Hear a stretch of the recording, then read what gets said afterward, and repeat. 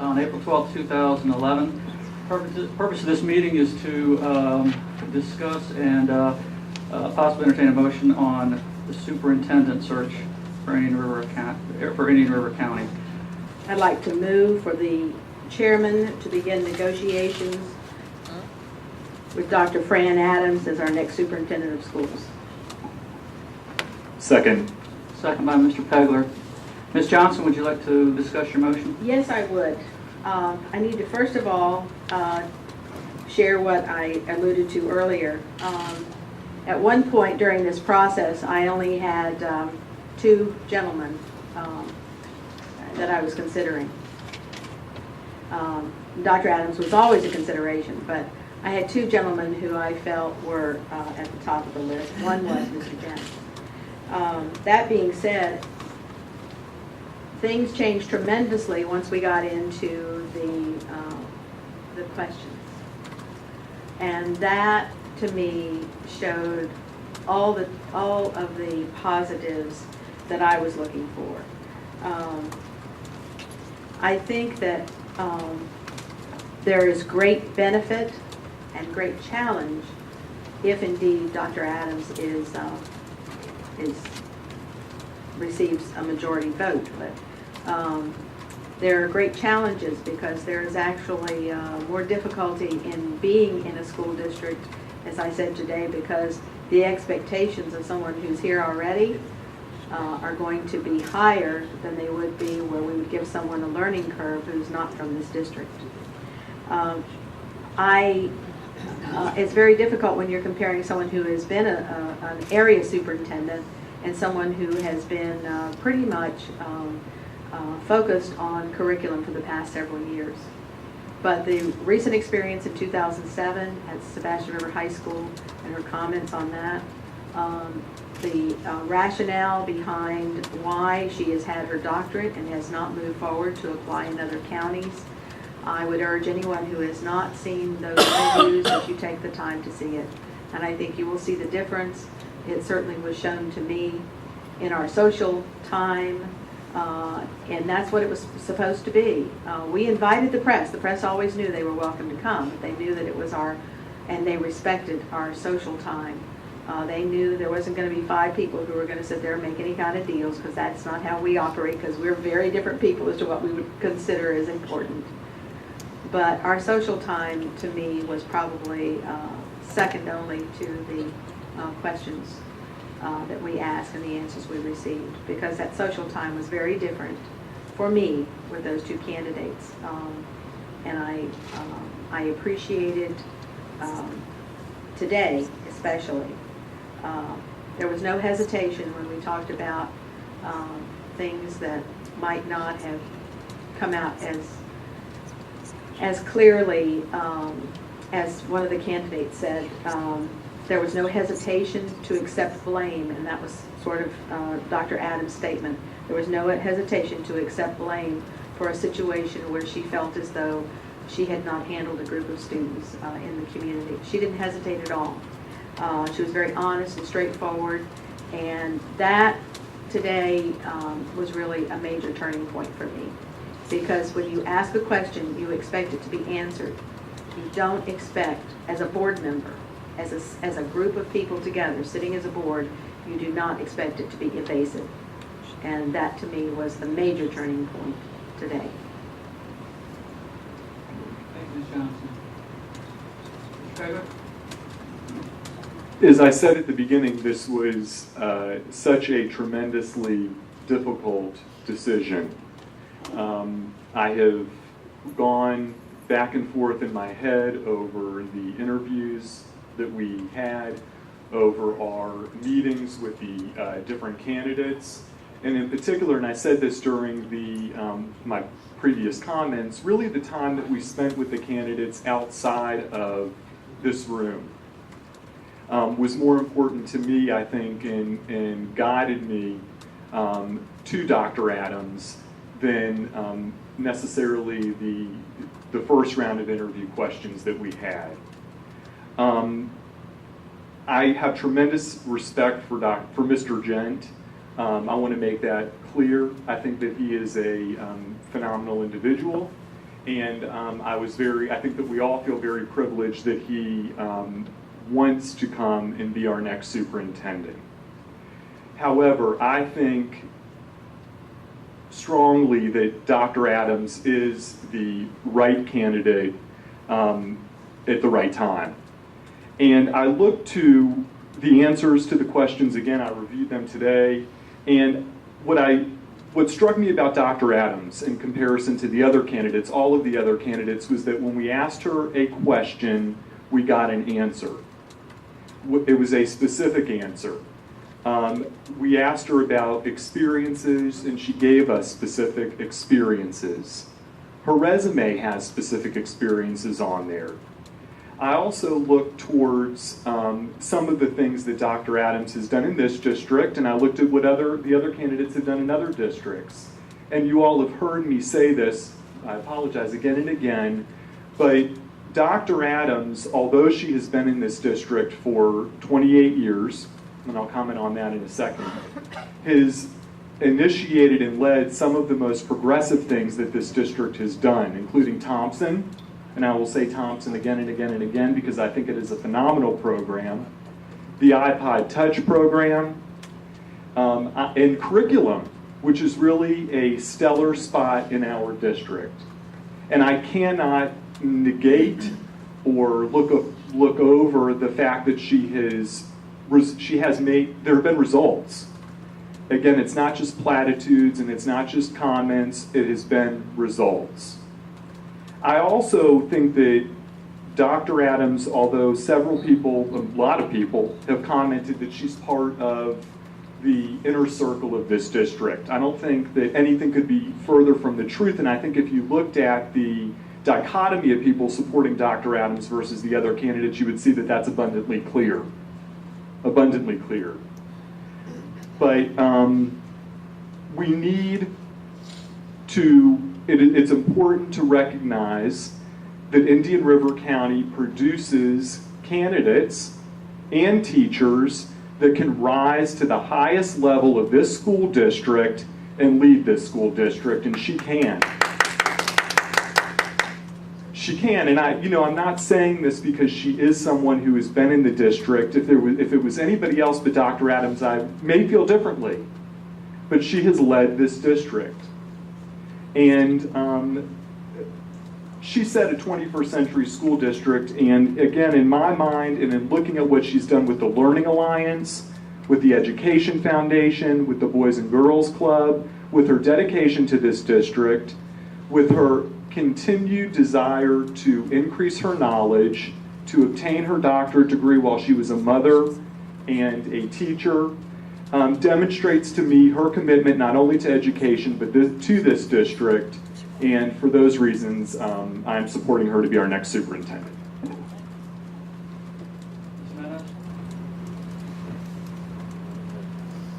This is not, an easy decision to make. We do have two very outstanding candidates. But when you look at, I made a list of pros and cons for each of them. But when you look at what is at stake for our school district, I really was impressed with Dr. Adams' responses. And in particular, because she may not have that experience that others may have had at a higher level. But I think one of the things she said to us when we asked her about her ability to bring in fresh ideas, she said, look at what I have done when I have been in charge. And really what we can judge people on is what they have done. And when she was in charge, she was bold, she moved forward with progressive ideas, and I just felt that her ability to say that, not try to tell us, I can do this, it's look at what I've done. I think someone like that has potential to address the challenges that the leadership of a superintendent will face in the future. Another thing that really I was trying to pinpoint, there was something about her responses that really appealed to me. And I think today, when she talked about the good old boy network and the perception that she's part of the same old, I found that her responses, what I was trying to get at was they were very pragmatic. She realizes what is going on in the district. She sees those pros and cons. She sees those issues.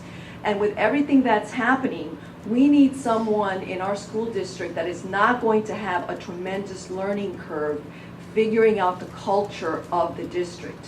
We need someone that knows the district. And I think that she brings that to the table. Also, when she was asked today about the achievement gap and the need to close the achievement gap and to be sensitive to diversity, I really appreciated her response that regardless of a child's background, we need to demand excellence.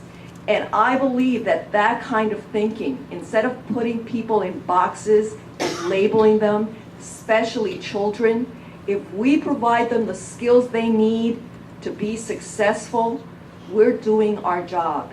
I appreciated that pragmatism and that ability to say that on her part.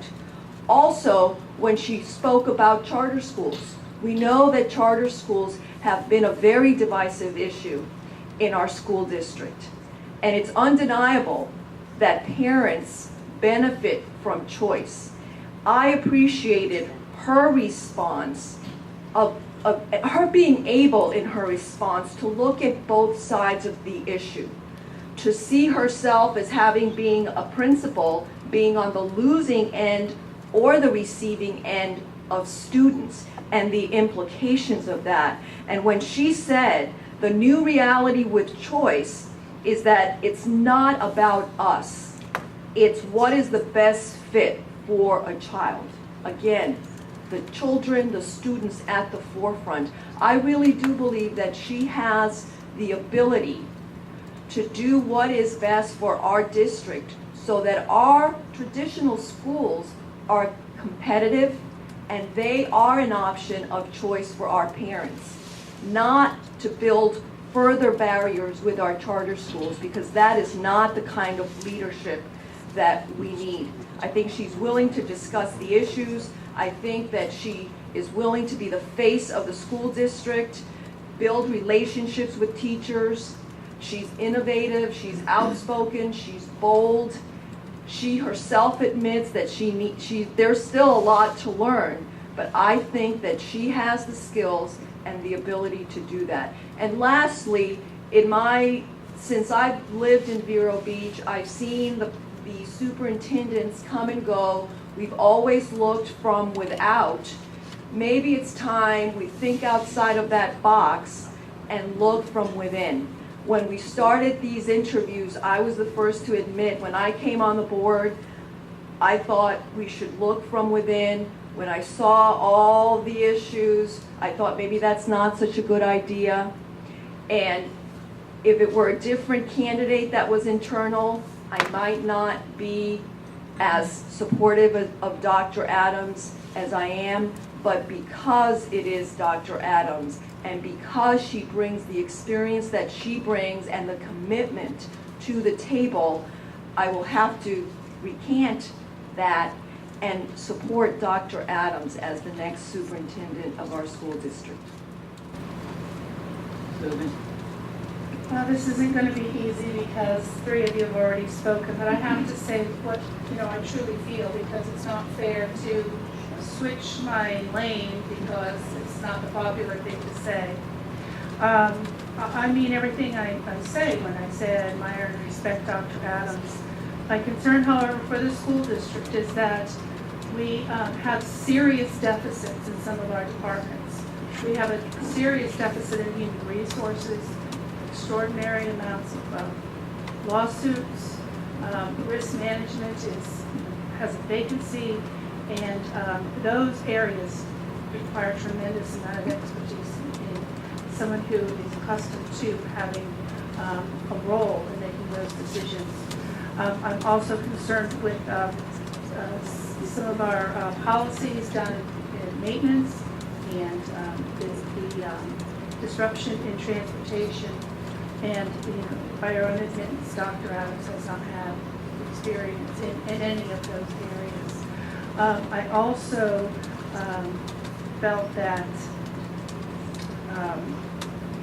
our curriculum is the best curriculum that we see when we go to our state meetings.